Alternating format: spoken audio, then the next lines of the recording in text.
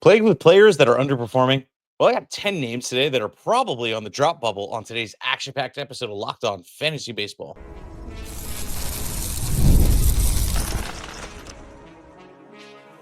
You are Locked On Fantasy Baseball, your daily fantasy baseball podcast. Part of the Locked On Podcast Network, your team every day. Hello, fantasy baseball fanatics, and welcome to the Locked On Fantasy Baseball podcast, brought to you by the Locked On Podcast Network, your team every day.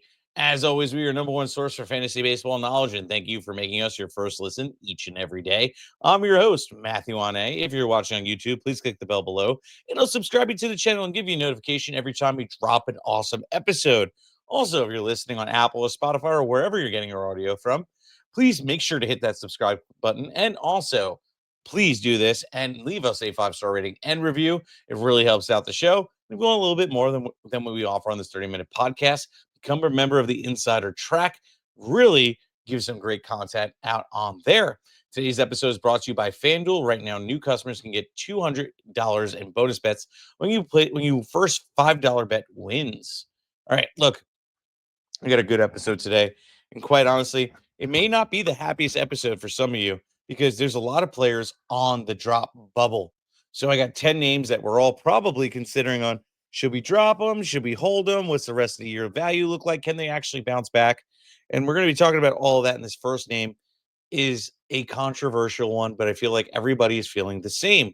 Mark Vientos, the third baseman for the New York Mets.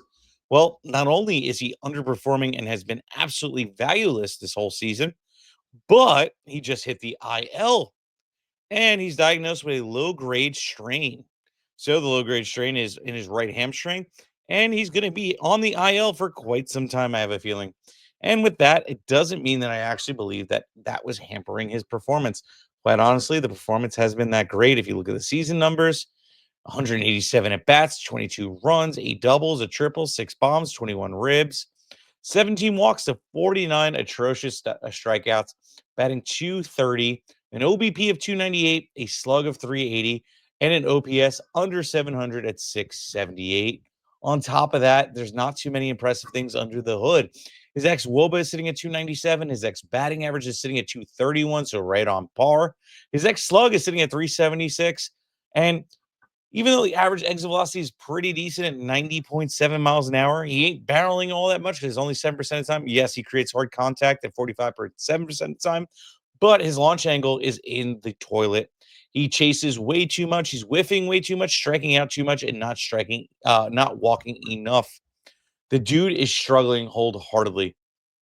You know, it's really a shame because the kid looked like he could possibly be the next, big third baseman with a whole bunch of power stud. And it seems like, hey, he's just gonna fall into the category of being meh. And that's unfortunate. I actually had higher hopes for him today.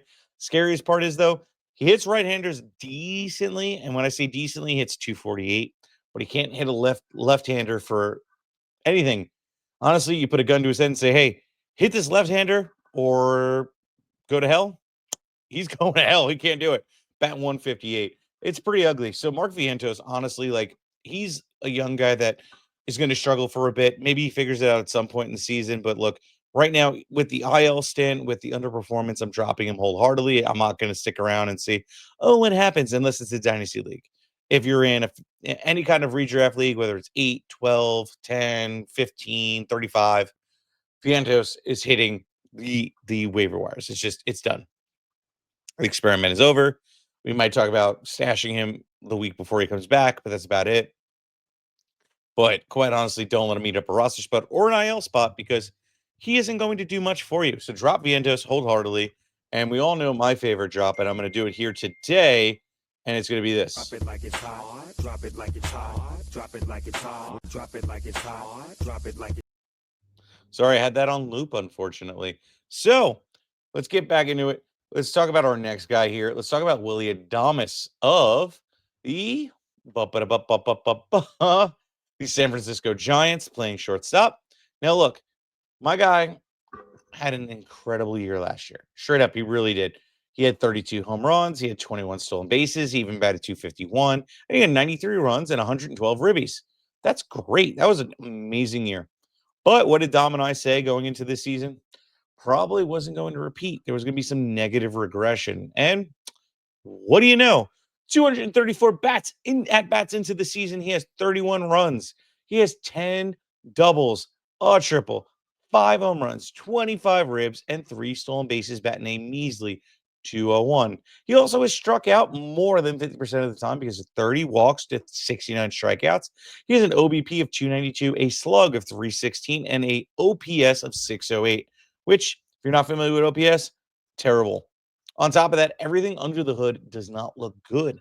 An ex-WOBA of 298, a expected batting average of 207, and an expected slug of 375, which, yeah, that one's a little bit better, but still, the average exit velocity is sitting under 90 miles an hour at 88.1 miles per hour. Last year, he had an average exit velocity of the same, but at least he was barreling 12% of the time, which in comparison to this year, 10% of the time. He creates hard contact 43% of the time. And that's a little bit better than last year, but the launch angle was awesome in comparison to this year, which is ugly. Then you look at how often he's chasing, how often he's whiffing and striking out. It's not great at all. And those are all bad things in his corner. On top of that, we look at right-hander versus left-hander. So this year, against right-handers, hitting 226.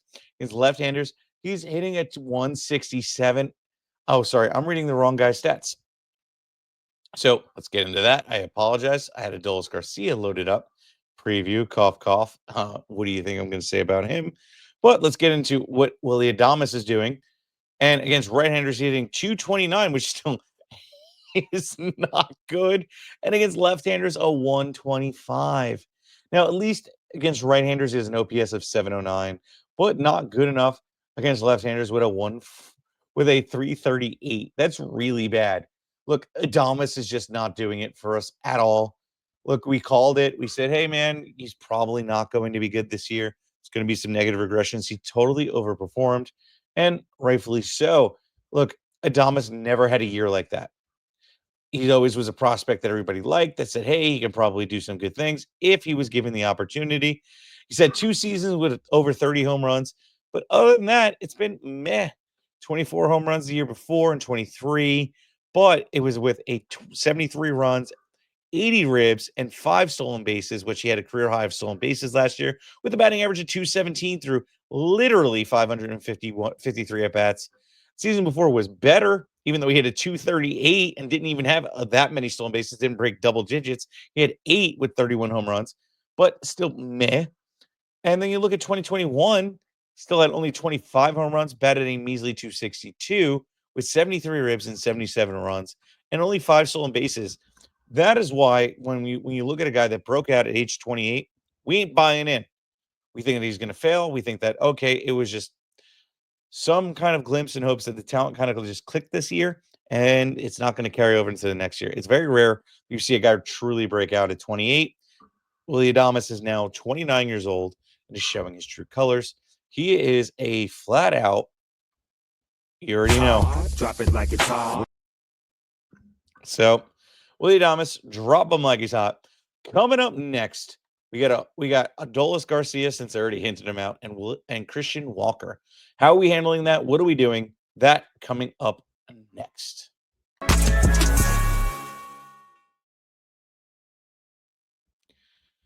Let's be real. Coffee isn't just a drink. We all know that. It's a ritual. It's a lifeline. The thing that gets you half asleep to fully functional.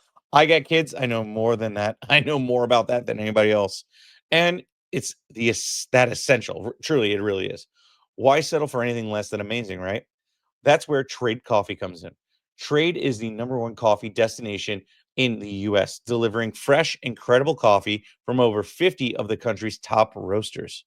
Whether you're into cold brew, fan of a pour over purse, or the typical roast you love, the coffee was fresh, smelled amazing, and honestly, it ruined the grocery store brand for me in the best way. I mean, quite honestly, I love a good coffee, and if it's cheap, it's for me. Yes, it smells great. Yes, it tasted great. That's all for me. I love their prices. They are comparable to the grocery store brands. And the flavor is a whole nother level. Right now, Trade is exclusively offering our customers 50% off their first month of their first trial. Go to drinktrade.com/lockedonmlb. That's TRADE trade.com/lockedonmlb for 50% off your first month. drinktrade.com/lockedonmlb. And if you want a little bit more than what we offer in this 30-minute podcast, check us out on the Insider Club. Look, we can only give so much since we have a limited 30 minutes a day. So you want to figure out, okay, who do I need to prioritize on the waiver wire? Is there some key stats that I should probably be highlighting through this episode? Or should I ask Dom a question regarding a trade or anything else? We're great at that too. We get you in 24 hours. Check us out. Links in the description below. You get a free 2 weeks by joining. But let's get back into the show. Let's talk a little bit more baseball, and let's talk about Mr. Adolis Garcia of the Texas Rangers. So we saw the demise last year, and it was not pretty. And then we had you buy back in this year, and don't feel great about it. And actually, by we, not us. Look, last year was ugly. He had 580 at bats. He had 68 runs, 25 home runs, 11 stolen bases, and a 224 batting average, an OBP of 284, a slug of 400, and an OPS of 684. Whereas the previous year, he had 108 runs, 39 home runs, 9 stolen bases, batted a nice 245 for him, an OBP of 328, a slug of 508, and an OPS of 836. Now we're here. And this year sucks. 204 at bats, 17 runs, 7 home runs, 5 stolen bases, 200, batting 211, an OBP of 257, a slug of 368, an OPS of 625. Look, Adolis Garcia just isn't seeing the ball. His right-hander versus left-hander, like I kind of unfortunately previewed, is atrocious. Against right-handers, he's batting 226. Against left-handers, he's batting 167. Doesn't make for a good batting average at all. On top of that, he really isn't performing at all based off of the total stats. Even look under the hood. The xWOB is sitting at 315. The expected average is 236, which is a little bit better, but doesn't make me feel great. His expected slug is at 438, which isn't much better than his actual slug. Yes, the average exit velocity is sitting at 93 miles an hour, which if you look at the past, last year was 91, and then that year where we all got enamored with him was 92. So it's the hardest he's been hitting the ball, but he isn't making great contact. Yes, he's barreling 14.2% of the time and creating hard contact almost 50% of the time. Launch angle is absolutely in the toilet. Bat speed is sitting at 72, whereas last year it was at 72, and the year before that, where he was really crushing it, was at 73.7. So I wouldn't say he's falling off the cliff in those regards, but he's chasing a boatload. He's whiffing like a monster. He's striking out like it's going out of style, and he can't walk like he can't win at the casino. So Adolis Garcia, for me, I'm just not feeling it. Okay. I just don't see where there's going to be positive regression. Look, we would have thought he would have built off of the previous year, but unfortunately he didn't. You looked at last year and you're like, okay, maybe there could be a bounce back that year this year, but no, there isn't, because he broke out at age 30. And what do we say about a 30-year-old breakout, let alone a 28-year-old breakout that we were just talking about in our boy Willie Adames? We don't believe in him. Now, he performed pretty nicely in 22 when he was 29 years old, and then followed it up, which made it a little bit more enticing. He at least hit for power over the last couple of years, but still never really came to fruition for us. I don't like it. I don't think he's good. I don't think he's going to be valuable. So for that, he is a full send to the waiver wire, and you already know what I'm about to do. Drop it like it's hot. Drop it like it's hot. Drop it like it's hot. Yeah, buddy. Drop him like he's hot, because I don't care. See you on the waiver wire. Let's move on. Let's talk about Christian Walker. Christian Walker plays first base for them Astros. And quite honestly, a little disappointed, but he's one of those guys that fall into the new year, new team kind of rule, which, again, I was down on him for that alone. But I still am not sure whether I should drop him or not. Let's get into it, right? Had 221 at bats this year, 24 runs, 8 doubles, a triple, 8 bombs, 27 ribs. Of course, no stolen bases. Batting 208, walked 15 times to 69 strikeouts. Has an OBP of 272, a slug of 362, an OPS of 634. Now, normally when you start reading off these stats, you're like, this is not going to be pretty. But he's a guy that naturally hits about, 250 to 247. He's a career 247 hitter. He's a guy that just has a lot of power. Now let's look under the hood. Let's see if we can make ourselves feel better. And that's where I kind of feel okay. The average exit velocity is sitting at 90.6 miles an hour. He's barreling 12.3% of the time. Creating hard contact 46.8% of the time. Launch angle is looking pretty good. Bat speed is definitely fine. Yes, he's chasing and he's whiffing, but what else has changed? This is the same profile, except he just is chasing a little bit more. The average exit velocity isn't down much. Yes, he's barreling a little bit less and creating a smidge, and by a smidge, 0.5% more less contact than the year before. He is doing fine. I quite honestly, I look at it and I go, okay, nothing really screams why he shouldn't be hitting better than what he is. Quite honestly, he has a 208 batting average against a fastball, a 227 batting average against a breaking ball, and the off-speed pitches are truly killing him. Now, I think Christian Walker is due for a bounce back. He's a guy that's been doing it, guy that's been consistent, a guy that we can count on for power. Maybe not for batting average, but power and ribs in a lineup that is pretty beat up right now. I think that everything is going to come to fruition soon. Jordan Alvarez hopefully is back soon. And then you mix him, Christian Walker, and others, and things can probably get into a positive regression state instead of a negative. So I'm going to keep Christian Walker. I'm not dropping him. If he's out on the waiver wires, I'm probably going to scoop him if I'm in a position to stash somebody because he's not going to be a viable starter every single day. But in the stash position where I know he probably will bounce back, I think it's coming. It's going to happen. I'm going to stash him if I can. Again, if I have him from fourth up locked in, I'm probably going to do that. Christian Walker could have an amazing second half, and that could be the difference of either finishing in first or holding it down or just actually making the playoffs. So Christian Walker is somebody that I'm not dropping. I'm actually adding. Let's move on. So about Nolan Arenado of those St. Louis Cardinals. My guy is unfortunately on a downward spiral. So obviously he plays for the third base, and the season numbers are ugly. 211 at bats, 25 runs, 10 doubles, a triple, 6 bombs, 28 ribs, a stolen base, batting 227, OBP of 298, a slug of 370, and an OPS of 668. Look, I'm a big Nolan Arenado guy. I've loved him for a long time. But these last couple of years, we've seen a negative regression. From 2022, his last time he's hit over 30 home runs, we've seen a downward turn. 26 home runs in 23, which wasn't bad. He actually had a decent year, but the batting average came down, and that wasn't pretty. In 24, unfortunately, he just did not follow up, dropped 10 home runs in a total season. Ribbies went down, and at least the batting average was maintained. Now we're seeing the pace for the home runs come down. Now we're seeing the batting average sitting at 227. It's just not pretty for him. You look under the hood too, and this is where things get really ugly. His ex-WOB is at 297. His expecting a batting average is actually at 240, which, yes, is a little bit better, but still not great. His expected slug is at 373, which isn't much better than his current one.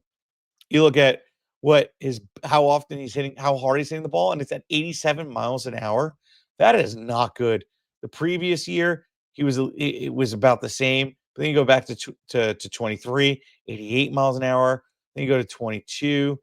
His last good season, 88 miles an hour, but at least he had a good launch angle. Then you look at 21, nearly 90 miles an hour. He's just not looking himself. Then you look at how often he's barreling. It's only 4.8% of the time, creating hard contact 33% of the time. Launch angle is completely in the toilet. Bat speed is down. And that is the biggest indicator of things that really scare me, is his bat speed has gone down year after year. And I don't have it after 21, but we've seen things kind of decline. Other than that, he's chasing a lot more this year. He's not really whiffing, which is good, but he's still striking out, but not enough. Here's the deal. I'm out. I'm out. I'm out. A guy that used to hit a lot of home runs, hit for average, is now taking a downward spiral and hasn't been himself in a couple years. That tells you he needs to be dropped. Okay. Third base. We'll stream it. We don't care. Unless you're in a 15-man league or greater, he's old. Other than that, peace out, A-Town. Drop him like he's hot. All right, coming up next, I got pitchers. And I got a lot of them move a lot faster. Pitchers are a little bit easier to break down. We can go into them. I'm probably dropping most of them coming up right after this.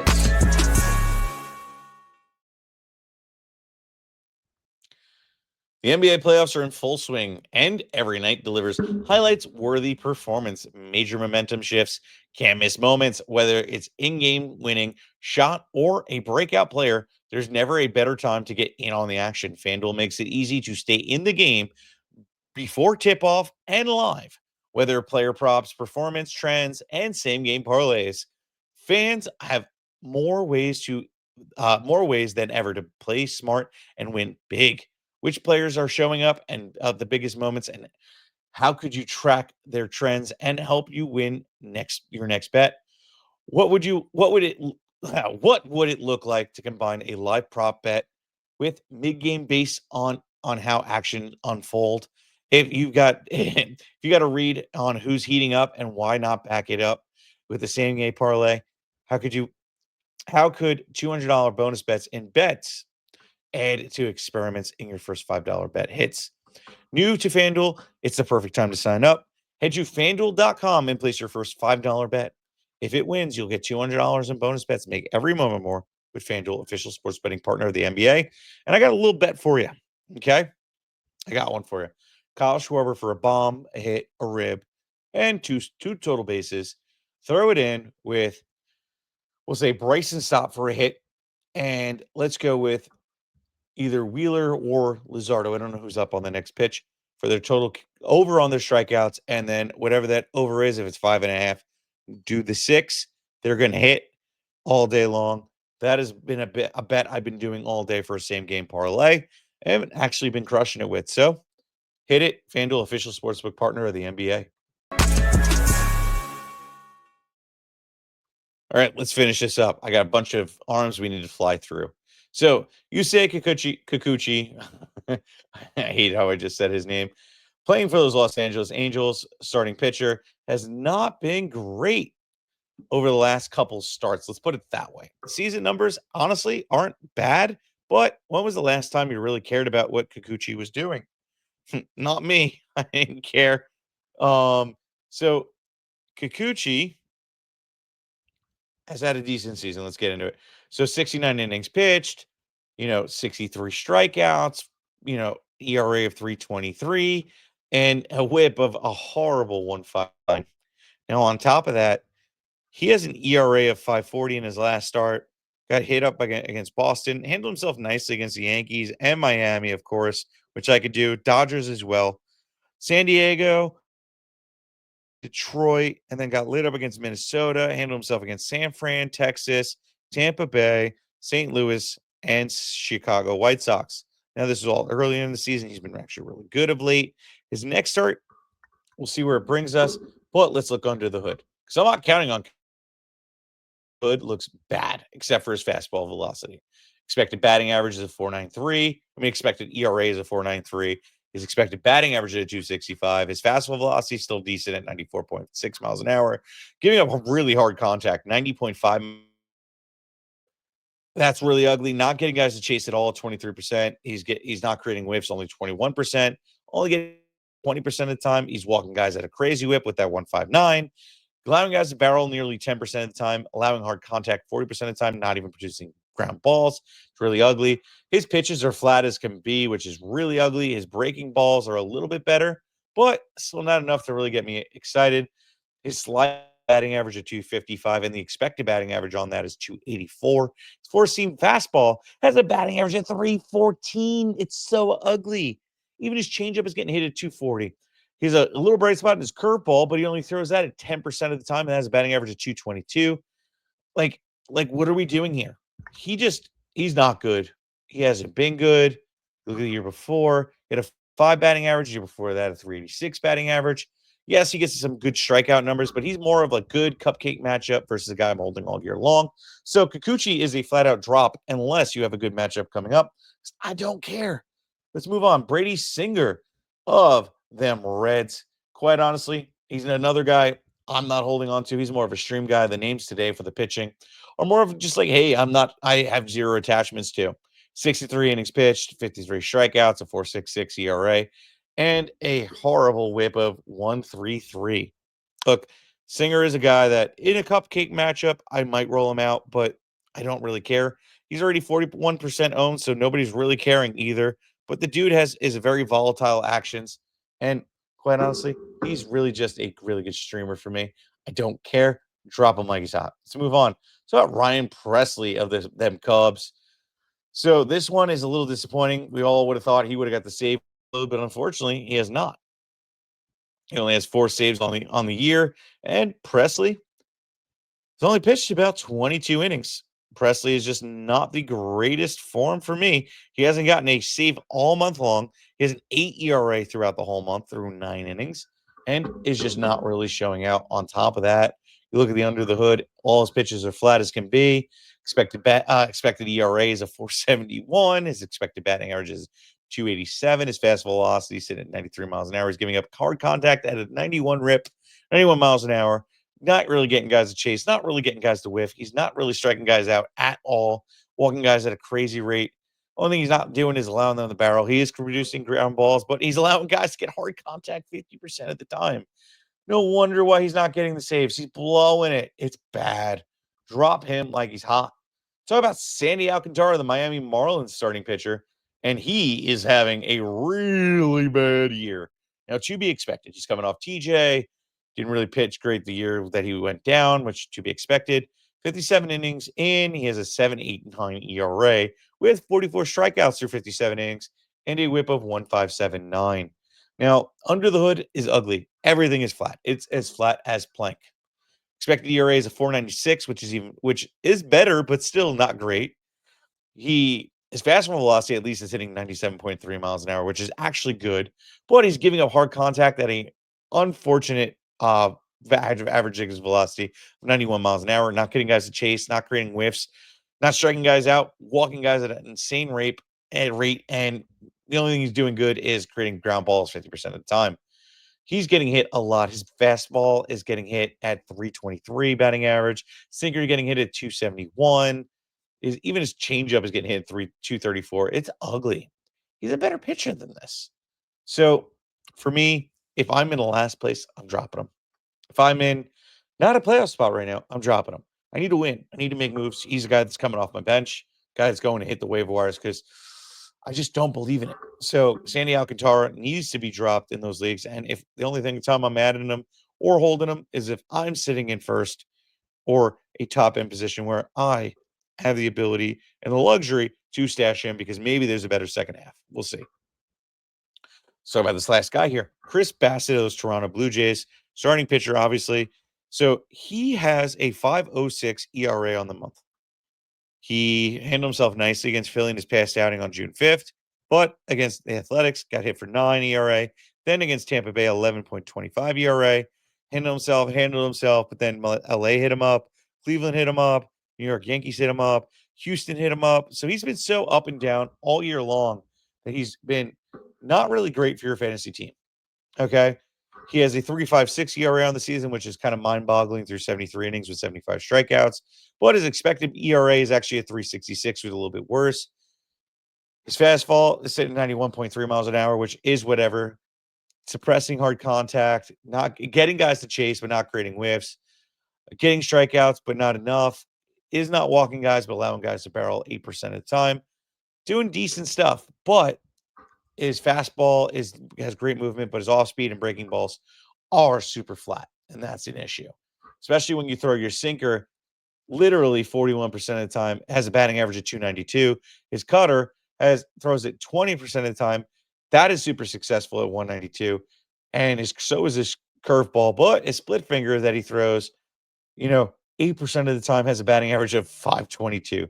So he's getting hit in a lot of places, but also some positive stuff too. So just keep an eye out for him. If you drop him, it's just one of those things where maybe it goes positive, maybe it goes negative. I don't know, but Chris Bassitt is always a great stream for me. Somebody I'm always considering with the cupcake matchup. So drop Chris Bassitt if you need to, because it's not like he's been consistent as of late. So with that being said, guys, please like, subscribe, comment, rate, review, do everything you can to share this show. I hope I gave you some insight today, and I hope that I was able to give you a good perspective on who to drop and who to keep.